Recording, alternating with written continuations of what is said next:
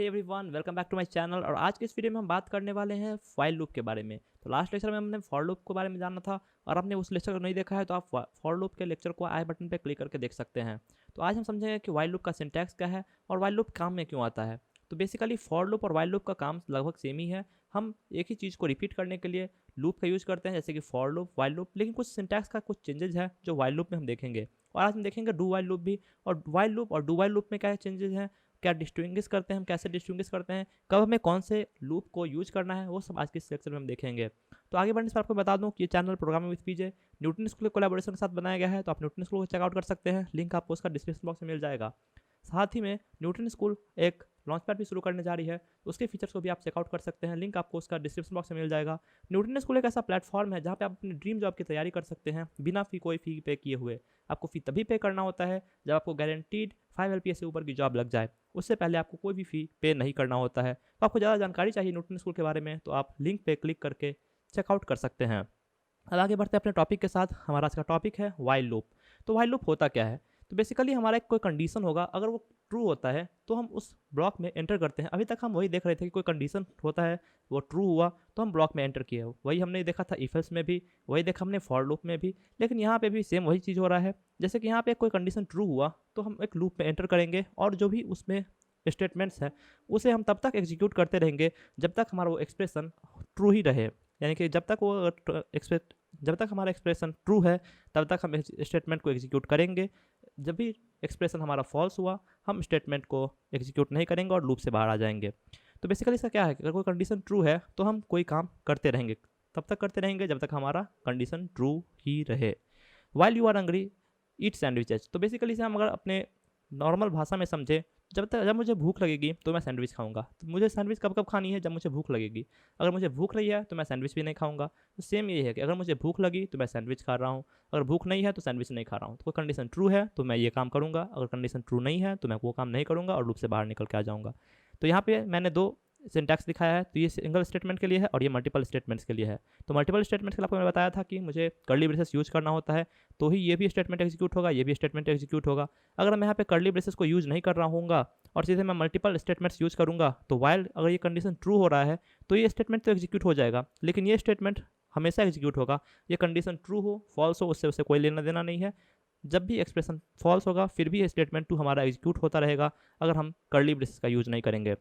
तो हम curly braces का यूज़ हमेशा बेस्ट यूज के लिए करते हैं। बेस्ट प्रैक्टिस होता है कि हम कर्ली ब्रेसेस का यूज़ करें जिससे कि हमें कोई फ्यूचर में बग ना मिल पाए। तो इसलिए हम यहाँ पे वाइल एक्सप्रेशन यहाँ पे है, यहाँ पे मैंने कोई भी कर्ली ब्रेसेस का यूज़ नहीं किया है क्योंकि यहाँ पे हमारे पास सिर्फ सिंगल स्टेटमेंट वन है। तो इसलिए हम इस तरह का एक्सप्रेशन होता है, जैसे कि कोई वाइल लूप हो गया, ये हमारा कीवर्ड है, तो ये हमारा कीवर्ड हो गया। बेसिकली ये एक्सप्रेशन ये ट्रू या फॉल्स पे डिपेंड करता है, और अगर ट्रू हुआ तो स्टेटमेंट वन एग्जीक्यूट करेगा, फॉल्स है तो स्टेटमेंट वन एग्जीक्यूट नहीं करेगा। तो बेसिक यही फंडा है वाइल लूप का। काम हम वही करते आ रहे हैं जो हमने फॉर लूप में काम किया था। बेसिकली हमें रिपीट करना है अपने कोड को। तो कोड को हमें रिपीट करने के लिए एक स्मार्ट तरीका हुआ, मुझे प्रिंट ऑफ 1 2 3 4 करके 10 बार प्रिंट ऑफ यूज़ नहीं करना है, मुझे स्मार्ट वैसे एक ही बार प्रिंट ऑफ यूज करके 10 टाइम आउटपुट निकालना है। तो इस तरह से हम वाइल लूप फॉर लूप का यूज़ कर सकते हैं। वाइल लूप में कंडीशन क्या होता है कि हम एक टेस्ट को पास करते हैं, यानी कि प्री टेस्ट लूप हुआ ये। तो एक होता है पोस्ट टेस्ट लूप और एक होता है प्री टेस्ट लूप। तो हमारा प्री टेस्ट लूप में फॉर लूप भी आता है और वाइल लूप भी आता है, यानी कि हम पहले कंडीशन चेक करते हैं तो हम लूप में एंटर करते हैं। If expression starts out false, अगर हमारा वाइल लूप में एक्सप्रेशन ही फॉल्स आ जाएगा तो कोई भी लूप एग्जीक्यूट नहीं होगा। यानी कि अगर मुझे भूख ही नहीं है तो मैं कोई भी सैंडविच नहीं खाऊंगा, अगर मुझे भूख होगी तभी मैं सैंडविच खाऊंगा। यानी कि अगर मुझे भूख नहीं है, यानी कि पहला स्टेटमेंट ही हमारा एक्सप्रेशन जो था वो फॉल्स हो गया, तो मुझे सैंडविच खाने की कोई ज़रूरत ही नहीं है। तो if you answer the first question no I am not hungry, then you don't need to eat any sandwiches, you will state move to coffee. तो आपको कुछ और भी मूव करना है, यानी कि अगर हम सिक्वेंशियल फ्लो के साथ कॉफ़ी पे मूव कर जाएंगे। तो मुझे कुछ भूख नहीं है तो मैं कुछ खाऊंगा नहीं। तो सिंपली यही है इसका फंडा, अगर कुछ कंडीशन सही हो रहा है तो हम ये काम करेंगे, अगर कंडीशन सही नहीं हो रहा है तो कुछ और काम करेंगे सिक्वेंशियल फ्लो के साथ। If the loop condition starts out as true, the loop body must contain a mechanism for changing this if the loop is to end. तो हमें अपने लूप में एक ऐसा मैकेनिज्म भी देना होगा जिससे कि लूप जो है कोई एंड पे आए, यानी कि उस कंडीशन को फॉल्स करे ताकि हम लूप से बाहर निकल आए। हमेशा मुझे भूख में नहीं मैं रहूँगा, मुझे हमेशा भूख नहीं लगी रहेगी, मैं कुछ खाऊंगा तो मुझे एक कंडीशन भी होगा कि मेरा पेट भर जाएगा और मैं सैंडविच खाना मैं छोड़ दूंगा। तो इसलिए कुछ ऐसा कंडीशन भी मुझे देना होगा अपने लूप में जिससे कि हमारा एंड कर सकूँ लूप को अपने। तो बेसिकली यहाँ पे अब हम काउंटर कंट्रोल लूप के बारे में देखते हैं। तो काउंटर कंट्रोल लूप होता है एक, और होता है लॉजिक कंट्रोल लूप। तो हम कैसे लूप से बाहर निकलेंगे? एक होता है लूप से बाहर निकलने का लॉजिक, अगर लॉजिक हमारा फॉल्स है तो हम लूप से बाहर निकल जाएंगे। एक होता है काउंटर कंट्रोल, यानी कि अगर हमारा काउंटिंग में मैं अगर ये बेसिकली ये भी एक लॉजिक टाइप का है, लेकिन काउंटिंग से ये हम इसे डिसाइड करते हैं। तो यहाँ पे इतना तो ये बेसिकली सिंटैक्स है प्रोग्राम का। इंट काउंट इक्वल टू 1 मैंने इनिशियलाइज किया काउंट 1 को। अब count 1 is lesser equal to 5, 1 is lesser equal to 5, yes fine. तो यहाँ पे मैं प्रिंट कर दूंगा 1, और काउंट प्लस प्लस यहाँ मैंने किया है। अगर ये मैं यहाँ पे काउंट प्लस प्लस नहीं करता तो ये हमेशा 1 ही रहता, 1 इज ऑलवेज लेस देन 5, और ये हमेशा प्रिंट करते रहता 1 1 1 1 1 इन्फाइनाइट टाइम्स। तो यहाँ पे ये 1 काउंट प्लस प्लस से ही हमारा 2 हो जाएगा। फिर ये 2 यहाँ पे अब फिर चेक करेगा 2 is less than equal to 5, या correct 2 is less than equal to 5, then it will print 2, और ये 2 काउंट प्लस प्लस फिर होगा, और ये 2 को अब ये 3 कर देगा, 3 लेस देन 5, यस 3 प्रिंट करेगा, यहाँ पे 3 प्रिंट हो जाएगा, और ये 3 को ये 4 कर देगा, 4 को ये फिर 5 कर देगा। इस तरह से हमारा 5 लेस देन इक्वल टू 5, या fine 5 less than equal to 5, तो 5 प्रिंट करेगा, और फिर यहाँ पे ये 5 को काउंट प्लस प्लस 6 कर देगा, फिर 6 less than equal to 5, no 6 is not less than equal to 5। तो हमारा ये कंडीशन जो है ये फॉल्स हो गया, काउंटर कंट्रोल में जो हमारा था ये फॉल्स हो जाएगा, और ये लूप से बाहर निकल जाएगा, और ये हमारा प्रोग्राम जो एंड कर देगा। तो बेसिकली हम इस तरह यहाँ पे काउंटिंग कंट्रोल कर रहे हैं, यानी कि अगर कंडीशन 6 1 to 5 तक मुझे प्रिंट करना था, और जब भी 6 हो गया तो हम प्रिंट आउट नहीं कर रहे हैं। लेकिन उसी तरह यहाँ पे एक लॉजिक होता है।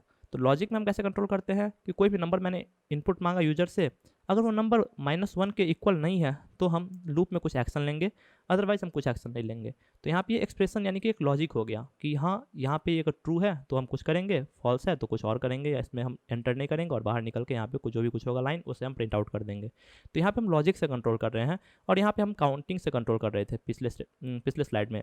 तो यहाँ पे हमने यहाँ पे हमने काउंटिंग के साथ किया था कि हाँ अगर जब भी 5 तक पहुँचेगा तो ठीक है, वेल एंड गुड, जब भी ये 6 हो जाएगा तो हम लूप से बाहर निकल जाएंगे।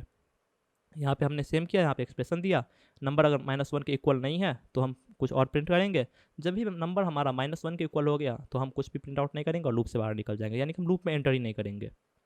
तो ये हमारा हो गया प्री टेस्ट लूप का। अब हम देख लेते हैं डू वाइल लूप। तो ये हमारा हो गया पोस्ट टेस्ट लूप। तो इसे पोस्ट टेस्ट लूप में क्या हुआ, यहाँ पे आप देख सकते हैं, यहाँ पे मैंने लिखा है पोस्ट टेस्ट लूप, यानी कि कंडीशन यहाँ पे बाद में चेक होता है। यहाँ पे एटलीस्ट एक बार हमारा प्रोग्राम जो है वो रन करेगा ही। तो यहाँ पे पहले हमें कुछ काम देते हैं, उस काम को एग्जीक्यूट करता है, उसके बाद हम कंडीशन चेक करते हैं। तो इसका सिंटैक्स देख लेते हैं। डू हो गया, ये हमारा कीवर्ड है, कुछ स्टेटमेंट है, ये प्रिंट आउट करना है मुझे, और वाइल ये एक्सप्रेशन हो गया। तो ये एक्सप्रेशन मुझे चेक करना है इस स्टेटमेंट को एग्जीक्यूट करने के बाद। जब हम कंडीशन को एग्जीक्यूट कर देंगे उसके बाद हम यहाँ पे चेक करते हैं ट्रू या फॉल्स के बारे में। सो यहाँ पे आप देख सकते हैं सिंपल लैंग्वेज में डू, और ये कर्ली ब्रेसेस के साथ मल्टीपल स्टेटमेंट्स है, इसलिए मैं यहाँ पे कर्ली ब्रेसेस यूज कर रहा हूँ। तो यहाँ पे कुछ ये काम करेगा, स्टेटमेंट एग्जीक्यूट करेगा, और फिर ये चेक करेगा while input not equal to ये, अगर ये ट्रू है तो फिर से इसे करेगा यहाँ पे ये एग्जीक्यूट, और फिर यहाँ पे चेक करेगा। जब तक यहाँ पे ये कंडीशन ट्रू होता रहेगा ये हमारा ये जो हमारा पार्ट है ये एग्जीक्यूट होता रहेगा। जब भी ये कंडीशन हमारा फॉल्स हो जाएगा तो इसे एग्जीक्यूट करना ये बंद कर देगा, लेकिन ये फिक्स्ड है कि एक बार ये एग्जीक्यूट होना ही होना है। तो यहाँ पे बेसिकली डू वाइल लूप और फॉर लूप के अलावा यहाँ पे पोस्ट टेस्ट लूप होता है, यानी कि हम बाद में टेस्ट कर रहे होते हैं अपने लूप के कंडीशन को, लेकिन एक बार हमें प्रिंट आउट निकालना जो है वो मैंडेटरी है, एक बार ये प्रिंट आउट जरूर करेगा। एग्जांपल देख लेते हैं डू वाइल का। तो डू ये कीवर्ड हो गया हमारा। स्कैनफ, हमने एक स्कैनफ से एक नंबर इनपुट लिया है, तो कोई नंबर अगर है तो यहाँ पे मैं नंबर कोई दे रहा हूँ, अगर 20 के इक्वल नहीं है वो नंबर तो यहाँ पे ये ठीक है, वेल एंड गुड है, और अगर ये 20 के इक्वल हो जाएगा तो इसके बाद दोबारा ये नंबर नहीं मांगेगा। तो यहाँ पे अगर 20 के इक्वल है तो हम लूप में एंटर नहीं करेंगे, और लेकिन एक बार ये नंबर जरूर मांगेगा ही मांगेगा। अगर यहाँ पे 20 के इक्वल नहीं है तो फिर से एक बार और नंबर मांगेगा। अगर जब तक ये 20 के इक्वल नहीं होगा तब तक मुझसे ये नंबर मांगता रहेगा। जब भी ये यहाँ पे नंबर जो है हमारा 20 के इक्वल हो जाएगा हमारे नंबर लेना बंद कर देगा और लूप को वो वहीं पे एंड कर देगा। तो ये हमारा हो गया एक लॉजिकल टाइप का। तो ये है काउंटर कंट्रोल। तो यहाँ पे एक मैंने नंबर लिया 4, और ये डू के साथ मैंने प्रिंट किया है, ये नंबर यहाँ पे 4 प्रिंट आउट कर देगा, 4 को फिर ये 5 कर देगा, यानी 4 और 5 हो गया। तो यहाँ पे ये तब तक करता रहेगा जब तक हमारा 4 से कम हो ये नंबर। यहाँ पे 4, यहाँ पे हमने नंबर अगर 3 दिया था तो यहाँ पे ये प्रिंट आउट 3 कर देगा, फिर 3 प्लस प्लस करके 4 हो जाएगा, 4 लेस देन 4 ये फॉल्स हो जाएगा, और फिर हमारा ये लूप बंद कर देगा। तो ये हमारा हो गया काउंटर कंट्रोल्ड। तो इस तरह से हम यहाँ पे काउंटिंग में के साथ कंट्रोल कर रहे हैं, यहाँ पे हम लॉजिक के साथ कंट्रोल कर रहे हैं। तो इस तरह से हमारा डू वाइल लूप काम कर रहा होता है। लेकिन इसमें डू वाइल लूप में आपको बेसिकली ये ध्यान में रखना है कि एक ना एक बार हमारा फर्स्ट टाइम लूप एग्जीक्यूट जरूर करेगा, उसके बाद हम कंडीशन चेक करते हैं। तो यहाँ पे नंबर पहले मांगेगा, उसके बाद हम कंडीशन चेक करेंगे। यहाँ पे नंबर पहले प्रिंट करेगा, उसके बाद हम कंडीशन चेक करेंगे। तो आपको उम्मीद करता हूँ आपको समझ में आ रहा होगा कि डू वाइल लूप क्या होता है, वाइल लूप क्या होता है, और pre test loop, post test loop क्या होता है, ये आप समझ गए होंगे आज के इस लेक्चर के साथ। आगे बढ़ते हैं। आप विच लूप टू यूज़, हमें इतने सारे लूप हो गए हैं तो हमें कौन से लूप को यूज करना चाहिए। तो बेसिकली हम डिसाइड करते हैं प्री टेस्ट लूप के साथ ही जाने का, यानी कि फॉर लूप और वाइल लूप को ही हम बेसिकली प्रेफर करते हैं। आपको मैंने लास्ट लेक्चर में बताया था कि हम वाइल लूप और फॉर लूप को क्यों यूज करते हैं। आपने इस लेक्चर को नहीं देखा तो मैं आपको जरूर सजेस्ट करूंगा आप उस लेक्चर को देखिए। और मैंने फॉर लूप को ही समझाया था, और फॉर लूप और वाइल लूप में कौन से लूप को हमें कब सिलेक्ट करना चाहिए वही मैंने आपको बताया था। मैं आज के लेक्चर में फिर से एक बार आपको बता देता हूँ शॉर्ट में। हमें वाइल लूप और फॉर लूप में बेसिकली हम तब सिलेक्ट करते हैं जब हमें पता हो कि हम कितने बार अपने लूप को एग्जीक्यूट करना चाहते हैं। मुझे पता नहीं है कि मैं कितने बार लूप को एग्जीक्यूट करना चाहूँगा, तो मुझे वाइल लूप लेना सही रहेगा, क्योंकि मुझे वाइल लूप में कंडीशन दिया हुआ है। कंडीशन है, जब तक मुझे पता नहीं कि कंडीशन कब तक सही होने वाला है तब तक वो लूप को एग्जीक्यूट करता रहेगा। लेकिन फॉर लूप में मुझे पता है कि मुझे 10 बार प्रिंट करना है, 50 बार प्रिंट करना है, तो तब मैं वहाँ पे फॉर लूप यूज़ कर सकता हूँ। लेकिन डू वाइल लूप्स को हम यूज़ करने से अवॉइड करते हैं बेसिकली, क्योंकि हमारा प्री टेस्ट लूप ही हमारा बेसिकली अच्छा होता है। क्योंकि यहाँ पे आपको मैंने कुछ कंडीशन भी आगे बताया था कि हमें प्री टेस्ट लूप को क्यों यूज़ करना है। तो आगे मैं आपको नेक्स्ट स्लाइड में बता दूंगा कि प्री टेस्ट लूप को हम क्यों यूज़ करते हैं।